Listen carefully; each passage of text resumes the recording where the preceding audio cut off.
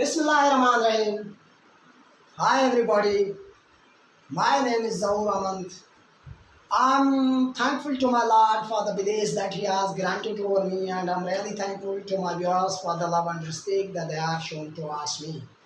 At the start of my video, I would like to request my viewers to let me know through their comments that where are they from, and I'm bound to give the answers of their questions. And second one thing that I would like to request my viewers to subscribe my channel, share my videos, and click the button of liking and notifications so that my videos can reach you on the time of uploading. For many days I haven't been feeling well because you know that my nose was running. Even today it has been running, and it has been blowing or running. What you call that? You could. And the season is on. So these are the two problems that have stopped me from giving lectures on the time.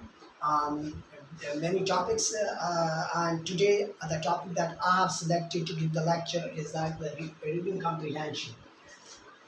Today, as you know, that my lecture is for the combined competitive exam. So in the combined competitive exam, one question paper relates with the reading comprehension, composition, and pressing. So out of that, I hope I think that I may have taught you uh, antonyms, synonyms, and grammar, all the composition, I think so. And today I thought that I should give lecture or deliver lecture on the reading comprehension. This chapter is very important chapter because you could not do anything until and unless you are able to understand things well, either in the reading or in the writing or in the speaking. You need understanding, you need a comprehension. If you understand things well, then you are able to give the answers well. When you are able to understand the things, you understand the script of the things, you are able to give the answers well. So for that reason that today I have selected this one, and this chapter can also help you in taking some marks, getting some marks on your exam. So, what approach one should have towards when one is going to solve this question out of your question paper? This question one maybe, and you have to solve this question. And what approach you should go? You should give yourself to solve this question paper. This question from your question paper. So reading is very essential. As you know that reading is very essential. Reading comprehension is very essential. Not only the reading, but the comprehension that what the author would like to say, what the talker would like to say, what the person would like to say. If you are able to understand, if you are able to comprehend, if you are able to dyson the thing, you dyson the script of things, then you are able to give the right answers. So for giving right answers, you need to understand things well. And for that, today I have selected this topic, and I will teach you that how to obtain, how to approach this question. So for that, there are many ways. You know that you would like to learn something about some goal, or you some destiny, some achievement you like to get. You have many ways to go there. You have many approaches to go there. So you can call that from the Machiavelli statement. You could call that means justifies the ends. Means justifies the ends. By the ends. And I will start with this today. Means justify ends. You have to reach a goal. What is your goal? Your goal is to understand. What is your goal? Your goal is to dyson the things. Your goal is to comprehend the things. So for that reason, you have to apply many means. means the way to approach the things. A way to approach the things. For that, you need many ways to approach the things, and if the way, any way that is good and that gives you help in understanding the things and achieving your goal, that way should be adopted. That way should be worked. So for that reason, I would like to mention here that that many teachers give their own ways. Everybody reach the thing on his own ways. There are many means that we adopt when we are achieving our goals, or whenever we are going anywhere. So that we need a different ways, different means to reach there. Not only the one way that we can go and we have to work on only that, and either we achieve thing or not. That's not. If you are not able to achieve in one way, means a way doesn't working for you to achieve the thing. It doesn't working for you to get the thing, get your goal, get your destiny, get your direction. Then you have to adopt another one. So these are the means, these are the ways that you have to go. Means you need to achieve the end. What is the end? End here stands for the goal. You need to achieve your goal, and in order to achieve that goal, you have to uh, you have to apply many ways, many directions, many approaches. You have to work on many approaches, many directions, and many ways to reach this goal. So for that reason, that many teachers give many ways to understand the reading comprehension. But what I think about reading comprehension that I would like to share here with you today, what's that? That's the one thing I consider important here, and I am telling that to you. So that is the approach from questions to passage. To approach from questions to passage. First, whenever we are sitting in combined competitive exam, what one needs to do to read the questions, to understand the questions, that what the questions are. Then we should read the passage. First, we need to read the questions. What are the questions that are asked from us? And when we understand the questions, then it is easier to understand the passage. If you understand the questions, it's easier to understand the passage. So for that reason, you need to approach to questions. You need to approach questions to passage. From questions to passage. First, you have to read the questions. That what are the questions, and then you have need to read the passage, read the paragraph. That what the passage says. If you are approaching on this way, and some people what do, they start from the passage to questions. They start from passage to questions. It is their way, it is their will. I do not ask them that they should go as I'm telling them. Now, their approach, whatever the way, these are the two means. These are the two means. At the start of my video, I asked that these are the two means. There are many means to reach a thing, to reach a goal. That if I am going to Nawab Shah, there are many ways that I can enter Nawab Shah. If I follow Tapali Road, I can enter. If I follow Sangar Road, I can enter Nawab Shah. If I follow Sakran Road, I can enter Nawab Shah. There are many ways. So you have many means. You have many ways to approach your reading comprehension. So what important way, what the best way that I think that it is the approach from questions to passage. First, we need to read the questions, that what the questions ask us from us, and then we have to read the passage.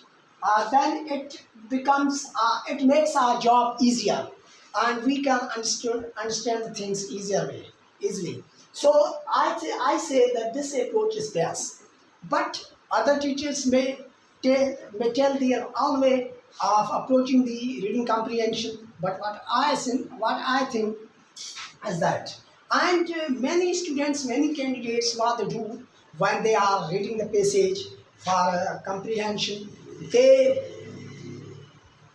are complicated with the new words and the strange words, their meaning, words that are not familiar with the reader. You know that that's not the problem. We should not stop ourselves there. We should get the hint. We should know. We should approach the contextual meaning of words. That what the context and what their meaning is in the context and which context the words are used. We should take their contextual meaning, not their traditional meaning, what we find in the dictionaries and books and many more sources. You know, so we need to take hints from the context, and we do not need to look at dictionary and see in dictionaries. No, no. To contact dictionary, no. We do not need that. We need to see the contextual meaning of the words, that in the context the words are used, what they stand for. What they stand for. So we need to understand that one. So from there, I today have selected a topic, that passage that I will read before you, and I hope that you will give the right answers of that passage from your side. Let's start. Let's start with the topic. Let's start with the passage. That what the passage says. I read the passage. I read the passage in front of you, and you will give the answers of these questions. First, I read these questions in front of you so that you can understand that what the writer wants to ask from the passage, from the candidates. What he wants to ask from the candidates in the passage. Okay. Let's start with the first question. In what sense is the poetry the language of imaginations and passions? In what sense the poetry is the language of imaginations and passions? In what sense? Now, notice this one. And second question, how is the poetry universal language of heart? How is poetry the universal language of heart? How is poetry as the universal language? How is the poetry universal language of heart? Second question. And third one, explain man is the poetical animal. Man is poetical animal. And what sense do you understand that man is the poetical animal? You have to tell this. And fourth important question that I have asked, writer has asked, what are some of the actions which Hazlitt calls poetry and Stuart poets? What are some actions on the basis of which Hazlitt called this a poetry and Stuart as poets? What are these actions? That you have to give the answers. I'm reading aloud this passage in front of you, and I hope that you will give the answers of all these questions without any trouble. One thing is necessary that I wanted to tell again to my viewers is that your approach should be from the questions to answers, from the questions to passage. For example, if you are sitting in this exam, okay, question paper is given to you, and you find this chapter there, what approach would you follow? What approach would you go? What mean would you follow? You need to read the questions first. What are the questions? What the writer want to ask from you? You read that one and then go to the passage and select the right answers of your questions. That's the best approach that one could do at the time of solving these type of chapters from your question paper. So this is what that I would like to share here today with you. And you know that first time I have taken a paper with myself. For what? You know that reason that the passage is lengthy. And so I do not make preparation before making any video and before making any lecture. You know that when I find time, I come there and start giving lecture on the topic. So what the topic is. So reading comprehension as essential, as a very important chapter, on your question paper, and that's very important, not only for understanding the things and reading, writing, but also in speaking. That can also help you in speaking. When person is talking something to you, if you do not understand the gist of person, then how would you be able to give the answer? Because your answer depends on the understanding, because your answer depends on the comprehension of the talker, of the writer. So if you understand things well, you are able to give the answers well. So let's start the topic. Poetry is the language of imaginations and passions. It relates to whatever gives immediate pleasure and pain to human mind. It comes home to bosoms and business of men's, for nothing that comes home to them is the most general and intelligible shape can be subject of poetry. Poetry is the universal language. First question you could find and these lines that I have already read. And second question would start from here. Try to hear the things, try to listen to things carefully so you could be able to get the answers of all these questions. Let's start. Poetry is the universal language which the heart holds with nature and itself. Poetry is the universal language which the heart holds with nature and itself. He who he who has no he who has contempt for poetry cannot have much respect for himself or anything else. It means that anybody who discusses poetry, if anybody who doesn't show respect for poetry, he doesn't have respect for himself, neither for himself nor for anything else. Means one should have a respect for poetry in order to understand the respect about himself and other things. Let's start. Where there is the sense of waves, sense of beauty, of power, harmony, as in the motion of waves of sea, and the growth of flower, there is poetry in its birth. You know that wherever there's the sense of, where there is the sense of beauty, a power, a harmony, as in the motion of waves of sea and the growth of flower, there is a poetry in its birth. You know that behind the birth of all these things, there is the support of poetry. There is the support of poetry. If history is grave, a study, poetry may be said to be more graver. If history is a grave study, poetry is said to be graver. If history is important thing, then poetry is more important than that of the history. If history, if history is a deep thing, then poetry is deeper than that of the history. Its material lie deeper and are spread wide. History treats, for the most part, cumbersome and unwieldy masses of things, empty case on which affairs of the world are painted. Only the affairs of the world are painted in the history, nothing else. Under the heads of intrigue or war and different states and from century to century. But there is no thought or feeling that can have entered the minds of men, which he be eager to communicate to others, or they will listen to with delight. That's not fit subjects for poetry.